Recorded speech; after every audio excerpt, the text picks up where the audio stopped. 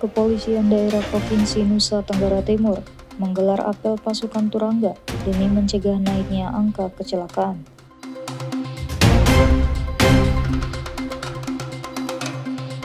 Kantor Pelayanan Pajak Pratama Kota Kupang memberikan pelayanan pojok pajak demi meningkatkan kesadaran masyarakat tentang wajib pajak.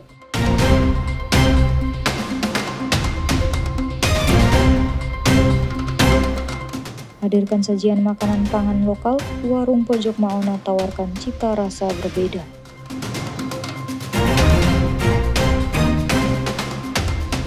Halo, salam sejahtera pemirsa. Selain 3 topik utama tadi, kami juga menghadirkan informasi penting lainnya. Anda juga dapat menyaksikan Timor Sepekan dan program menarik lainnya melalui live streaming www.timortv.com. Bersama saya, Priska Rengi. Berikut Timor Sepekan selengkapnya.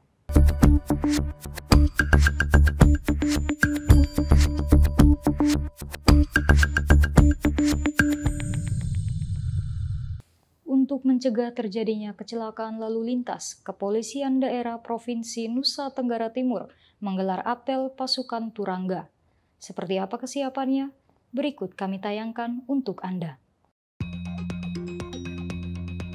Dalam upaya mencegah maraknya kecelakaan lalu lintas, Kepolisian Daerah Nusa Tenggara Timur melaksanakan apel Turangga tahun 2024 yang berlangsung pada 4 Maret hingga 17 Maret.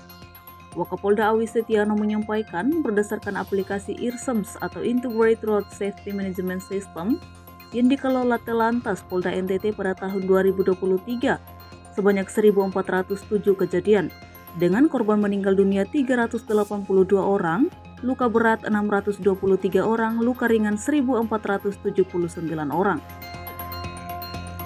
Untuk upaya Polri ini untuk operasi keselamatan ini yaitu karena berdasarkan evaluasi IR SMS yang dilaksanakan di Telantas Polda NTT ini untuk angka kecelakaan lalu lintas dibandingkan 2002 dan 2003 bahwasanya ada kenaikan angka sampai 30% kecelakaan.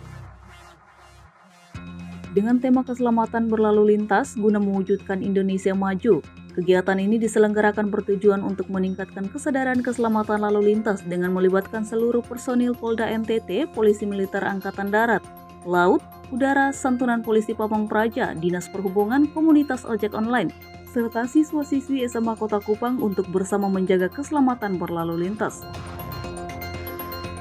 Harap ke depannya untuk saudara-saudara kami tercinta, tetap faktor keselamatan itu menjadi nomor 1. Jadi keluarga menanti di rumah, sayangilah keluarga kita, berkendaralah dengan baik sesuai dengan peraturan yang telah ditetapkan oleh. Dengan tertib berlalu lintas, Anda turut mencegah keselamatan lalu lintas. Dari Kupang, Tim Liputan Timor TV melaporkan. SMA Negeri 11 Kota Kupang luncurkan program makan siang gratis pertama kali untuk 6 bulan ke depan. Seperti apa antusias para murid? Berikut informasinya untuk Anda. Sebagai langkah konkret untuk meningkatkan kesejahteraan para pelajar, SMA Negeri 11 Kota Kupang menjadi sekolah pertama yang melaksanakan program makan siang gratis bagi siswa-siswi. Marcelina Juliana Pande, PLT Kepala Sekolah SMA Negeri 11 Kota Kupang mengungkapkan, program ini merupakan langkah utama menambah protein dan gizi anak dengan memberikan kacang hijau dan telur. Program ini saya adakan di sekolah karena setiap pagi kita apel Pak, yang pasti pingsan sekitar 3-4 orang dan ada yang harus kita bawa sampai ke puskesmas dan nanti kita dapat keterangan dari puskesmas bahwa anak ini tidak makan atau anak ini lambungnya sangat parah. Jadi itu yang menjadi pemikiran untuk kami pihak sekolah untuk berpikir keras bagaimana kita bisa menolong anak-anak ini. Maka itu lewat program yang hari ini kita adakan. Merespon terhadap fakta bahwa 85% orang tua pelajar di SMA Negeri 11 Kota Kupang berprofesi sebagai petani, Linus Lusi, Kepala Dinas Pendidikan dan Kebudayaan NTT, mengapresiasi program makan siang gratis tersebut. Menurutnya, ini merupakan langkah utama berkolaborasi dalam upaya mencegah kemiskinan ekstrim dan stunting. Dinas PDK Provinsi Nusa Tenggara Timur memiliki siswa 450.000 se-Nusa Tenggara Timur yang tersebar di 1.005 sekolah, semua SMK. Sekolah negeri 11 adalah salah satu bagian dari sekolah-sekolah itu. Mari kita butuh kolaborasi untuk mencegah stunting dan kemiskinan ekstrim. Darling, siswa kelas 9 mengungkapkan rasa terima kasihnya kepada pihak sekolah yang telah membantu memberikan makan siang gratis. Saya sangat senang karena sudah ada program ini di sekolah saya, yaitu kita mendapatkan burjo dan telur. Semoga di sekolah-sekolah lain bisa mendapatkan program ini. Terobosan ini diprogramkan untuk 6 bulan ke depan yang dilaksanakan 1 bulan sekali. Hal ini mencerminkan komitmen SMA Negeri 11 Kota Kupang dalam meningkatkan kesejahteraan siswa dan memberikan pendidikan berkualitas. Dari Kupang, Tim Liputan Timur TV melaporkan. Masyarakat Kota Kupang mengeluh lantaran stok beras SPHP terbatas pada gelaran pasar murah yang dilakukan oleh pemerintah Kota Kupang. Pemerintah Kota Kupang melalui Dinas Ketahanan Pangan menggelar pasar murah atau gerakan pangan murah di alun-alun Kota Kupang. Gerakan pangan murah ini digelar untuk menekan inflasi yang terjadi di NTT saat ini. Namun banyak masyarakat yang mengeluh lantaran stok beras yang diberikan tidak mencukupi kebutuhan masyarakat. Lambertus Lai, salah satu warga Kelurahan Alak, menyampaikan kekecewaannya terhadap pemerintah lantaran banyak dari mereka yang sudah mengantri dari pagi namun tidak mendapatkan beras. Jangan seperti ini, begitu diumumkan secara terbuka, masyarakat datang, tapi rupanya bantuan yang diberikan itu justru sangat terbatas begitu. Nah itu kan memberikan harapan yang sebenarnya sangat mengecewakan. Gitu. Masyarakat datang berbondong-bondong, tapi ketersediaannya terbatas. Sebaiknya ke depan jangan seperti itu. Kalau memang terjadwal, sebaiknya tersegmentasi pembagian wilayah yang lebih baik. Menanggapi hal ini, pihak pemerintah Kota Kupang melalui Asisten 2 Setda Kota Kupang Ignatius Replita Lega menyampaikan masyarakat jangan panik. Hal ini karena gerakan pangan murah akan digelar bertahap untuk memenuhi kebutuhan masyarakat. Disampaikan juga oleh Iskandar Kapitan Kepala Dinas Ketahanan Pangan Kota Kupang bahwa pangan murah ini juga akan terus berlanjut ke setiap kecamatan. Badan pangan sudah siapkan. Misalnya minggu ini atau di kecamatan ini, minggu depan di kecamatan ini supaya masyarakat, semua masyarakat merasakan. Semua kecamatan akan masuk. Ya. Selain GPM, kita juga nanti buat pasar murah. Kita juga buat subsidi kepada pedagang-pedagang di pasar. Jadi ini semua tangan-tangan bergerak. Kita berkolaborasi.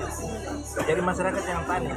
Pemerintah tentu tidak tinggal diam. Pemerintah tentu care terhadap situasi ini. Kita berharap bahwa kebutuhan atau harga pangan khususnya beras ini di 1-2 bulan ke depan dia bisa turun. Seharusnya sudah ulang 6 kali. Nah, ini launching baru pertama mulai. Oke. Depan kita, semua kecamatan kita akan masuk dalam rangka menghadapi hari besar kecamatan. Puasa dan Pasca dan Dengan adanya keterbatasan pangan tersebut, diharapkan agar masyarakat tidak panik lantaran kegiatan pangan murah ini akan dilaksanakan 6 bulan sekali. Juga akan digelar pada 24 titik di Nusa Tenggara Timur. Dari Kupang, Tim Liputan Timur TV melaporkan. Dampak krisis iklim terhadap bahan pangan sudah tampak jelas di setiap lahan pertanian wilayah Indonesia, khususnya Kabupaten Belu. Dinas Pertanian dan Ketahanan Pangan di Kabupaten Belu mengungkap fakta hampir seluruh areal persawahan di Kabupaten Belu kering kerontang dan hampir gagal panen akibat debit air yang kurang di wilayah tersebut.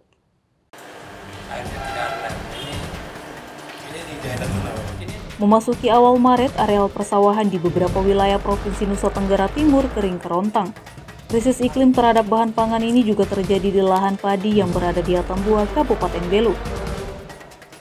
Tampak tanah yang seharusnya ditumbuhi tanaman padi ini terlihat tandus akibat debit air dari kolam penampungan yang sudah tak mencukupi untuk menyirami seluruh areal persawahan. Kepala Dinas Robertus Yermias Mauli menyebut, kekeringan pada lahan padi ini menjadi yang terparah dari musim tanam hingga panen di tahun-tahun sebelumnya. Gagal tanam hingga gagal panen menurut Robertus tak lepas dari dampak fenomena El Nino yang terjadi di permukaan bumi.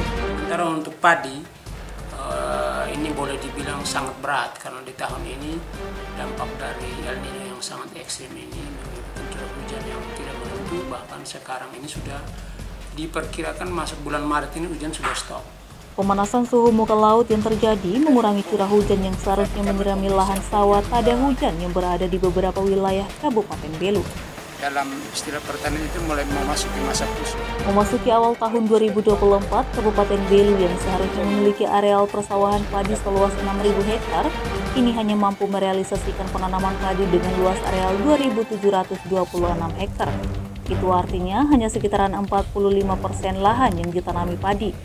Mirisnya, dengan kondisi yang terjadi saat ini, tanaman padi akan terancam mati. Seandainya hujan tidak turun maksimal, maka sudah dipastikan para petani akan mengalami gagal panen. Saat ini setiap lahan pertanian yang telah ditanami padi akan diupayakan mendapatkan sumber air dengan konsep pompanisasi dari beberapa sumber air terdekat. Untuk mengantisipasi gagal panen, pemerintah setempat juga menghimbau kepada masyarakat untuk bijak dalam menggunakan air. Air yang terbuang percuma akan lebih berguna untuk menghijaukan sawah yang digarap oleh para petani. Dari Belu, tim liputan Tambua TV melaporkan. Aparatur sipil negara pemerintah Kabupaten Belu mengikuti rekoleksi kategorial Aksi Puasa Pembangunan APP tahun 2024. Seperti apa informasinya?